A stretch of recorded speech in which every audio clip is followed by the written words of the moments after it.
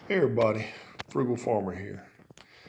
This is just old cheap bird seed, but if you look, it's a mix. There's not that many sunflower seeds in it.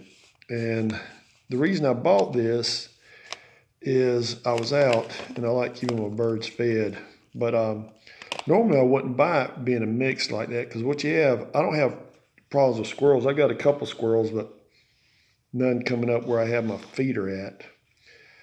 But what they'll do, they'll dig these little seeds out to get to the sunflower seeds. And I'll put all sunflowers in my feeder too, where I have it, and I don't have any problems with squirrels there. But if you are having a problem with squirrels, I'll show you something else you can do. This is good old red pepper. Well, if you'll just add an abundant amount of this to your bird seed, especially in the troughs where they're eating directly out of, the squirrels will feel this heat.